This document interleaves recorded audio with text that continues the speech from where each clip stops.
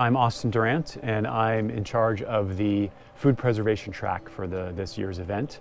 My specialty is food fermentation as a preservation technique, but what we've done this year is a little more broad things like water bath canning, dehydration, curing, aging cheeses, that sort of thing.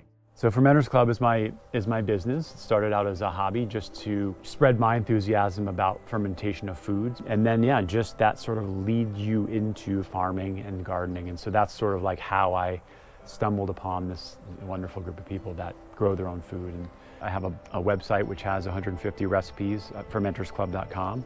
And occasionally I make small batches of food to sell that I ship throughout the United States. I am venturing into the world of being an author, so my first book it's coming out, Fearless Fermenting, and it's really all about demystifying fermentation as a food preservation practice. Not just preservation, but it adds nutrients, and there's so many benefits to it. And then there's also going to be an aspect where developing communities centered around food preservation, food sharing, has really changed my way of being, and so I want to just give templates to people like, here's how you can easily do this in your town. So here we've got soaked and salted nuts. They preserve very well. So I like to soak and brine them at the same time because soaking any seeds or grains reduces the phytic acid and other anti-nutrients. So the minerals and nutrients of seeds and grains are more absorbable when they've been soaked. And I like to brine them because it just gives it flavor, real easy peasy. So these we did in the rocket dehydrator, so that was kind of fun to work with.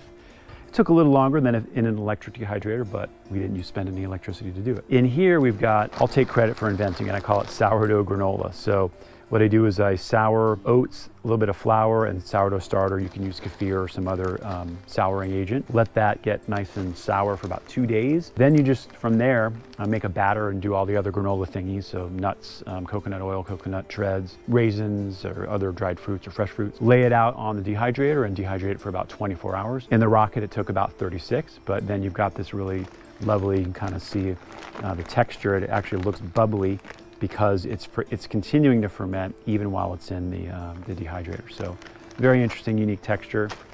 Recipe for that's on my website too. So we're going to make an aged, medium aged Colby cheese. It's going to take about 2-3 months to age, and then hopefully at that point it'll be shelf stable for another few months. The lime pickled eggs. So you take pickling lime, stir it into water, put fresh eggs in. They have to be farm fresh. They can't be store-bought because in the US anyway, they wash the eggs by law. So we want the microbial bloom, which protects the eggs, to be intact. We selected the best eggs for this, and the end result is you get fresh eggs. You can crack an egg in middle of January. These stay for at least a year. Let's see what else I've got. Oh, we made strawberry rhubarb jam using the Lorena stove, which is like it's a rocket-powered device that's got a big canning pot in it, and then we just cooked down some strawberries and rhubarb. The rhubarb's fresh from the farm. Jarred it up and used the Lorena stove to do that, and it worked great. So I've got a little cache of that.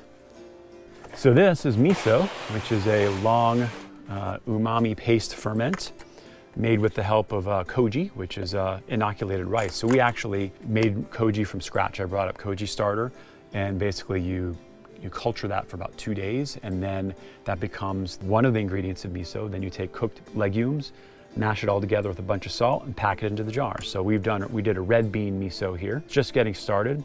And these guys take, as you can see, we're saying ready by April 23, a year or even 2 years to develop. There's a fermentation going on, but there's also enzymes. So that's what koji delivers. So enzymes start to slowly break down the flavors of both the rice and the beans, and just really created rich umami flavor, which is what miso paste is all about. So hopefully these guys they look pretty feisty. So you kind of see there's a little bit of oozing on the jar. The lactobacillus is a little bit more active, so you kind of see like little air pockets here and there. But as the seasons cool, it'll slow down its activity. Yeah, these will be ready in a year is what at least we want to wait for. So we just did it all again in like a hay box cooker, so it can be done. Koji is known to be kind of, you want to make sure your environment is clean. It's sometimes challenging, but the koji worked, and so we'll have miso. Have you used any ingredients from the Hugo Gardens?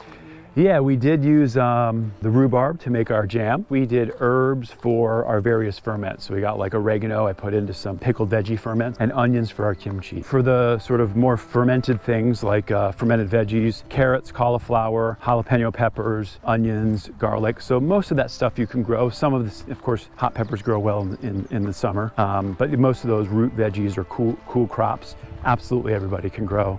Even the specialty item that I had to get for the kimchi, which is a specific type of hot pepper, I actually found the seeds and was able to grow it in my own garden. Now, of course, you know, we're using this dehydrated pepper, and it takes a ton. I mean, I learned by growing this, it takes a ton of crops to get this little bag, so I took that for granted. But anyway, you could grow an acre of peppers and that would be enough to create that red pepper powder. So other people mostly order that, but other than that, yeah, it's all stuff people can do. So here we've got, this is what I use, the rocket dehydrator to do the dehydration. We do have a few more trays of nuts that are just needed to be finished up.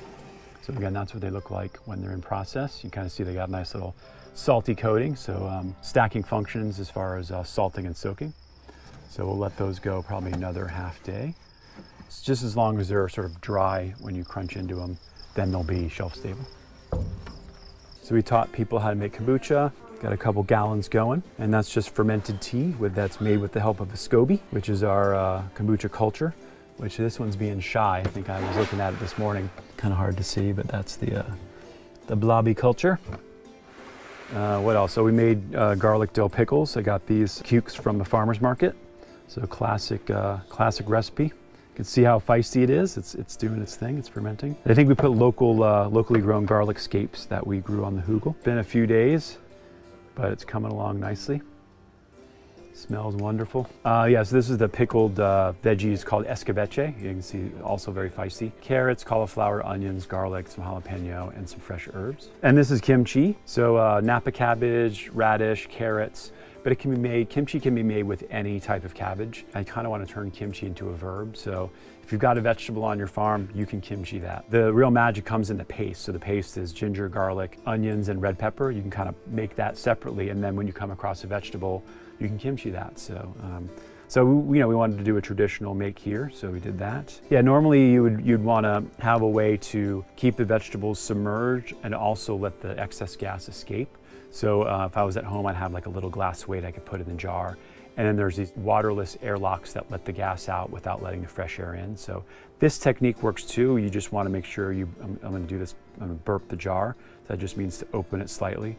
And you can kind of see the gas escaping. So you just got to stay more on top of it if you're going to use the sort of traditional method. So one thing to note about fermentation, it's different from quick pickling. It's not inherently shelf stable, meaning like it's active. So it takes a little more babysitting. However, there's so many other things that fermented foods that are preserved this way do compared to quick pickles, as we call them. So with kombucha, we want, there's a primary fermentation that just makes the base drink, which is perfectly healthy for us. But if you like carbonation, you want to sort of replicate soda, this is a secondary fermentation. So we took upcycled kombucha bottles and we filled them with this is all mostly herbs from the farm. So we have elderberries, different flowers and herbs. Did an infusion where we put the kombucha in with the herbs for like 2 or 3 days. So you can kind of see it gets fizzy. I think I'm gonna go burp this bottle right now.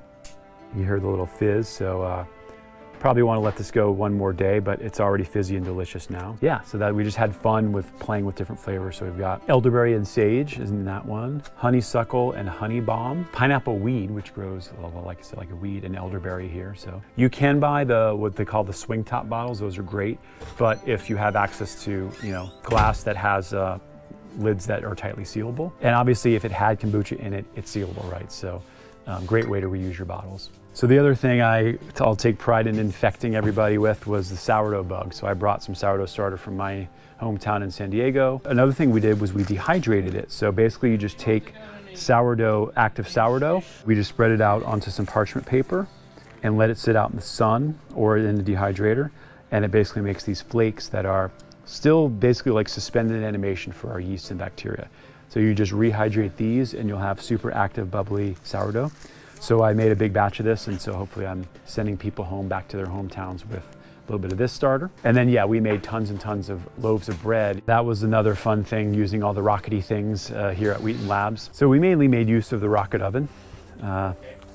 Fun device to play with. and a Dutch oven. So it takes a few loaves to get our groove on, but man, I created some sourdough monsters here. Some of the students were like cranking out bread 2 and 3 and 4 loaves a day.